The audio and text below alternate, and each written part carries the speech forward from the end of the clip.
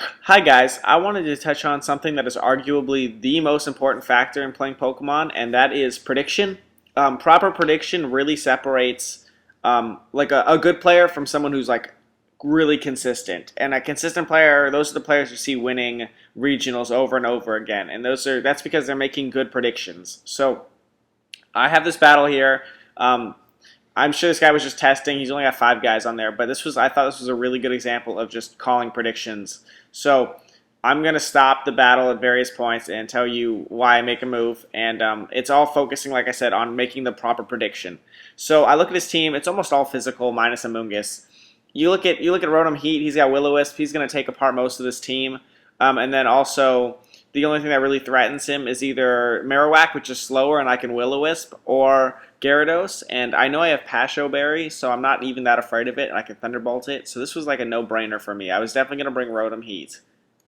So outside of Rotom, I lead with my Scarf Nidoking, and that's for a couple reasons here. I know if Mungus comes out, I'm going to have to dedicate Rotom to overheating it. And I just don't want to I don't want to just get a free, him to get a free waterfall off. So I wanted to threaten that Gyarados with a Thunderbolt for my Scarf Nidoking. Or if he started with Marowak, I have Ice Beam, and Aegislash, I have Stab Earth Power. So it's a pretty strong partner for me.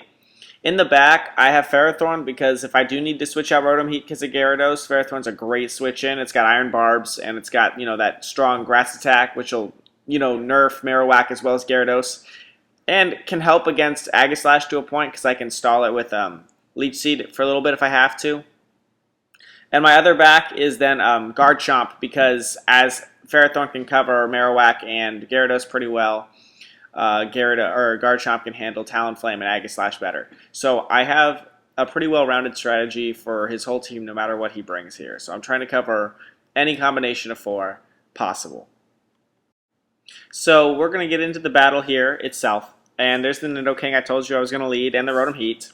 He's got Gyarados, yes, and he's got Talonflame. So I'm pretty well set up here to handle whatever I need to do. Rotom Heat threatens both. I have Pasho, so I know I'm going to survive Gyarados. And Nidoking's got Talonflame, no problem. Now, the thing is, this is so obviously a Thunderbolt coming his way, right? Like, so obviously. And I know Marowak's got Lightning Rod. So, I mean, like, Gyarados is the threat. Talonflame's not doing anything here. He doesn't want to leave Talonflame in just to die and Gyarados, so he's going to switch out Talonflame to Marowak, and I call that perfectly. I Ice Beam into Talonflame, knowing that's going to happen, and I go for the Will-O-Wisp, knowing that I'm not going to get the Thunderbolt off this turn, which is really important because I get the burn on Gyarados as he goes for a Dragon Dance. At this point in time, he knows my Nidoking's the fastest thing on the field, and it's going to kill Marowak, so I know he's not going to just leave it in here to die. He's either going to switch it or more likely protect to burn a turn of me, Thunderbolting Gyarados. So I'm going to switch out Nidoking to my Ferrothorn because I need to start putting some other kind of offensive pressure on Gyarados since Rotom Heat can't do anything as of this point. There's the protect, and I go to burn it just in case he did stay in for some reason. He was trying to over-predict or something.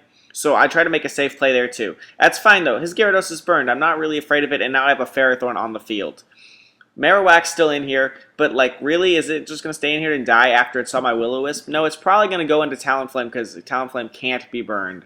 So I'm going to go ahead and I'm going to call that Marowak switch right here, you're going to see. And Ferrothorn's now got the offensive pressure it needs on Gyarados. And I know Rotom Heat can't die because of Pasho.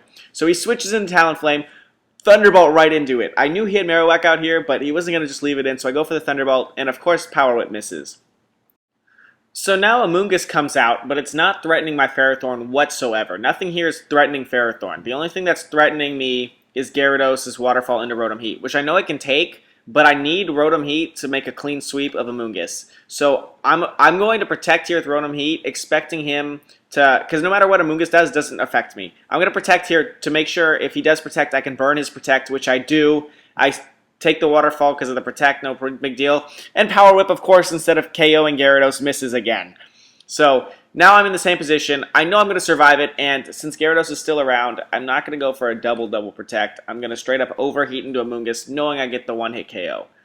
He's really not going to afford to switch in Marowak because it's at such low health it'll die anyway. That's cool with me. And I'm not going to lose Rotom Heat even if I do get Waterfalled. Here comes the Waterfall. Pasho activates. I survive. Overheat will take out Amoonguss, and then hopefully Power Whip finally hits. Woo!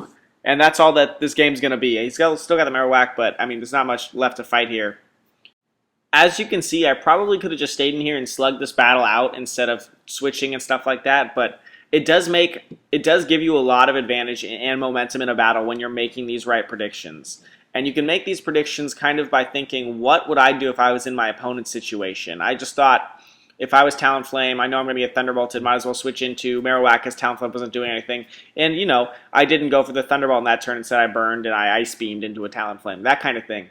So always think, what is your opponent going to do, and try to respond to that. And that's going to give you a lot of momentum, and it's going to give you a lot more wins in this game. So guys, I hope this was helpful. I'll probably do more prediction videos in the future because prediction is so important in this game. But just remember, what would my opponent do? And thanks for watching, guys. Have a great weekend.